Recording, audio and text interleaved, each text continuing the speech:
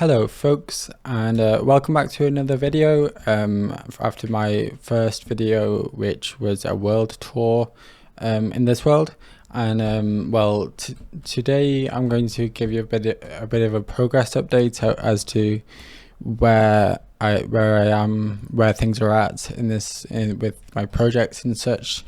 So some projects have been cancelled or postponed.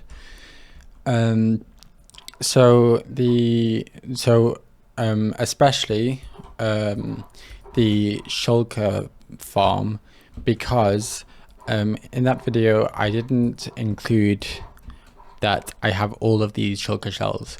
So I'm set for weeks and weeks and months and whatnot. So as you can see, I have made some changes to this area, done some digging out in this direction, and also beneath here.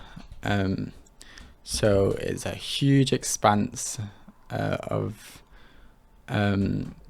cave, and I love it. It makes me feel more free. It gives me a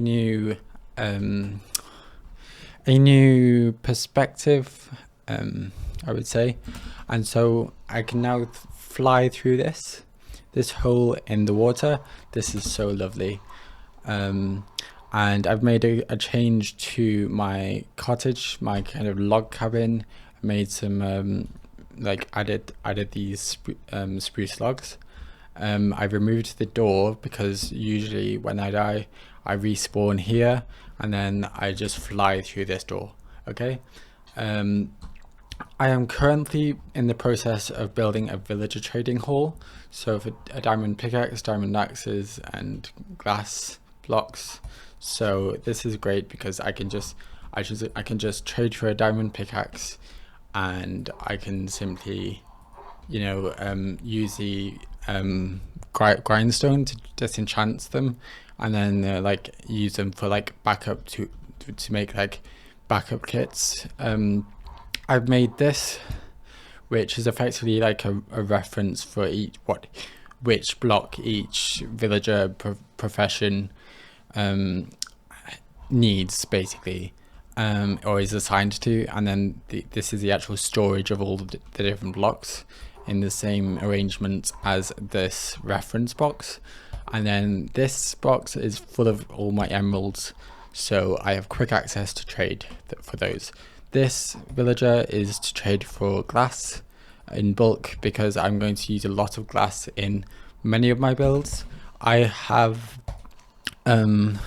started making paths around the world. So if you look on the actual world map on Zero's minimap and world map, whatever, I built this path all the way along here.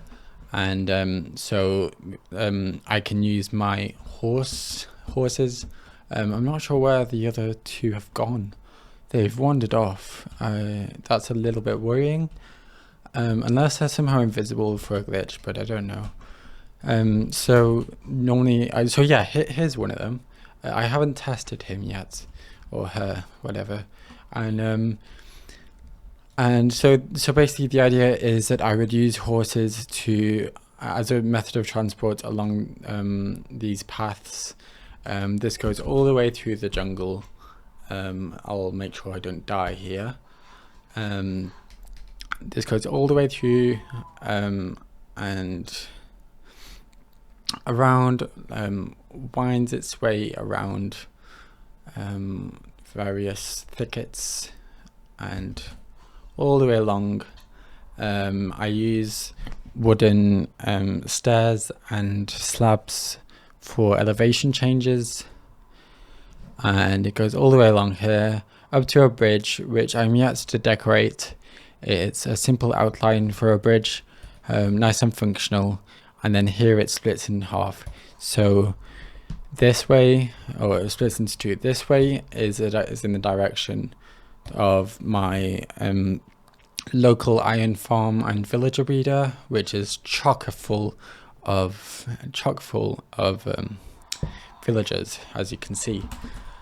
and so the other direction goes towards, let's see, it goes all the way along here. I'm yet to build a bridge over here, but it's going all the way towards this old farm area, which I showed you in the previous video in the world tour. So make sure to look at that if you haven't, if you don't know what I'm talking about there. So let's head back, and those are like some of the biggest changes I've made since my last video. Maybe I have done some digging since then around here. You know, I expanded this flat zone because I am going to do a lot of building in this area if I continue on those projects. You know, these two farms, it's okay that they are stuck. The flying machines are stuck, and that's okay. I can make a quick fix for each one if I need them, but this is absolutely overflowing with wood and chests sometimes. But yeah, I may have built this since, and basically this is a quadruple kelp farm, and it has been overflowing, and wow, this is filled up already. I only recently added these double chests to manage the overflow, and that's crazy. I followed a tutorial, or like I tried to copy, I think, one of Mumbo Jumbo's builds. I think it's from Hermitcraft season 10, and it wasn't really working. It wasn't really refilling you know, the fuel. The idea of the behind this is for it to grow kelp and then transfer it to a smelter to smelt up the kelp into dried kelp and into dried kelp blocks. And then because that's because that involves smelting, the idea is to make a circle. So the dried kelp it makes uses the new auto crafter blocks to craft automatically dried kelp blocks, and and then the idea is that it would like fill up a chest of this, but I'm not too sure where these are from. Maybe it works, maybe it didn't, but I'm pretty sure it wasn't working. So yeah, that was a worry, and I'm just saving up the kelp because I don't currently have any uses for it. This part is meant to become a slime farm. So basically, I'm building all of these farms around here because this is the spawn area. Okay, world spawn is just around here. So these chunks would be like normally loaded probably the most in this world as I play. So that's the idea for the farms to just keep working. I just built this bridge. It's quite nice to connect the path over onto this side of the land, this side of the river. And I'll just sleep the night and show you a portion of the path, which it's probably the most recent thing I've worked on in this world. And so the path around here loops around here, and then over here I built this lovely, well I think it's lovely, stone staircase all the way up to deal with the altitude changes, all the, you know, like Y level change, and that would probably create a nice feeling as I ride my horse across the world. This portion of the world I like to expand into because it gives me a whole new fresh perspective, and it might give me some ideas. And speaking of ideas for things to build, let's head back and I have a plan in mind for what to build in front of my cottage and beside the villager trading hall. So this sometimes I go to London quite frequently at the moment, but I like to see Queen Mary's Rose Gardens in Regent's Park, like just Regent's Park in general. But so last time I went to London, I hadn't been normally going to Regent's Park, and I wanted to check it out. So I really loved Queen Mary, this place, and the idea is to kind of remake it, build a replica of it in Minecraft here, so I can just walk through it, and like I can walk towards the villager trading. I think I'll keep the this grass here, to make it feel kind of like fresh, make the air feel fresh. I recently made this chicken farm just to produce feathers, because I want to make lots and lots of book and quills and use them for different lists maybe. So I'm using the feathers because I have literally hardly any feathers here, and whereas I have all these books, I have all this leather, I have all of these ink sacs and loads of paper, and not so many books and quills. I pretty much had no empty books and quills lying around, so that's why I did that. This is a bit of a chest monster, and yeah, just loads and loads of stuff. All of this is just for like going through, because wow, I've got even more shulker shells. Yeah, you see, I really don't need to build a shulker farm anytime soon. Like maybe in the distant future, if I play like that much.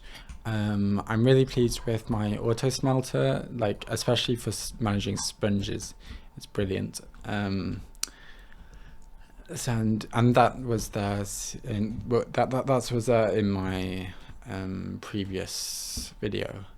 I've been using this space to basically, when you click on netherrack, to basically there's nylium and like nether kind of dirt blocks, like the nether versions of dirt blocks, like, or grass blocks, nether versions of grass. The way to like reproduce them, the way to renew them as resources, is to like use bone meal on netherrack. So that's what that is left over from. So that's pretty much the update. I am wearing a skin that belongs to It's Marlow, somebody I have started watching a little bit of on YouTube. He's pretty cool, because he makes videos that give such fresh perspectives on Minecraft. Excuse me, that's just a notification. Anyway,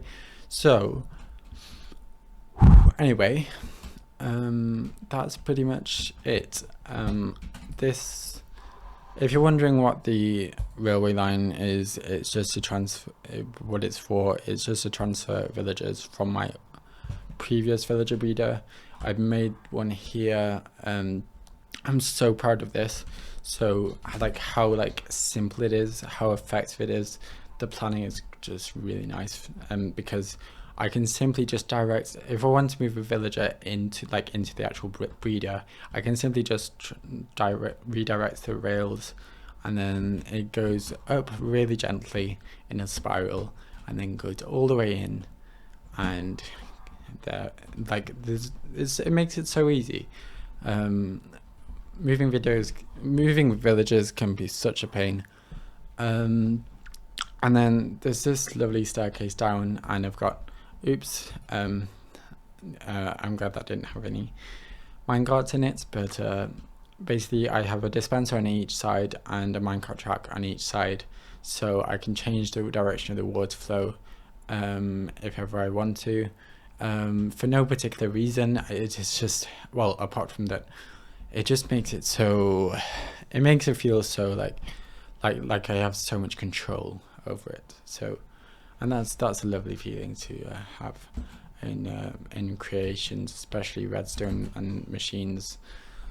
So yeah, that is pretty much it, in terms of the, and like, you know, updating you with what's been going on. Yeah, that's pretty much everything.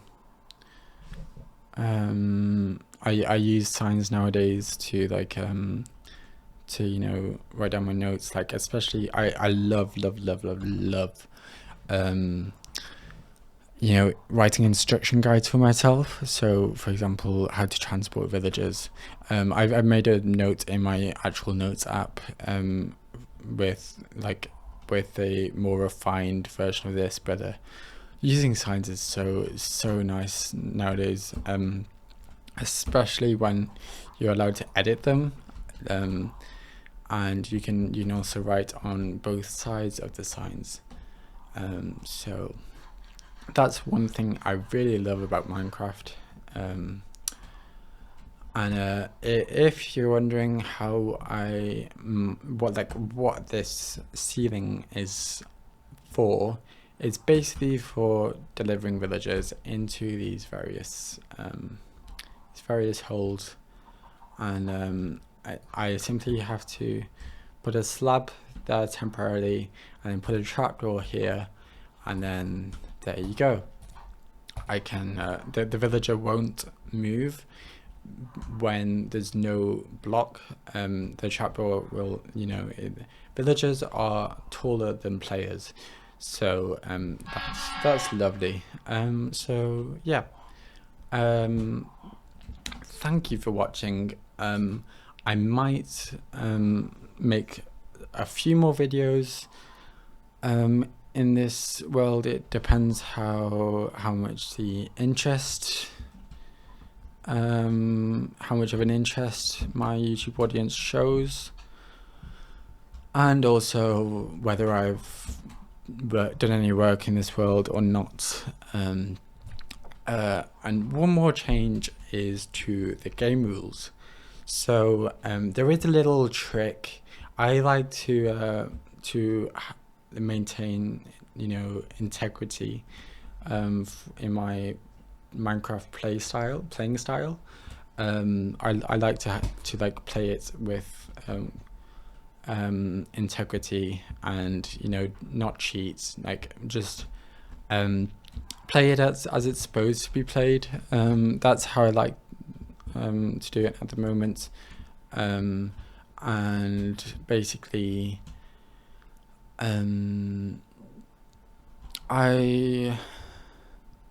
what was I gonna say?